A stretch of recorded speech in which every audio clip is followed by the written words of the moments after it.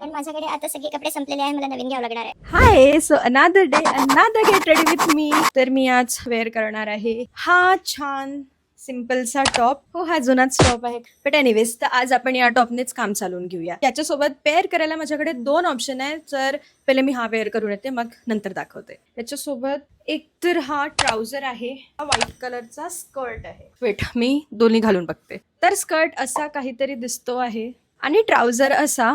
मी खरंच फार जास्त कन्फ्यूज आहे, पण बाहेर पावसाचं खूप जास्त वातावरण आहे. ऍक्च्युली पाऊस येतच आहे थोडा थोडा, तर मला असं वाटतं हेच बेटर आहे, not white on white. So I am going to wear this earrings. हो, हे ट्रेडिशनल आहे, आय नो, पण खूप छान दिसेल. Earrings done. हातांकरता मी काही जुगाड करून येते. सो हा गोल्डन स्टॅग मी घातलेला आहे.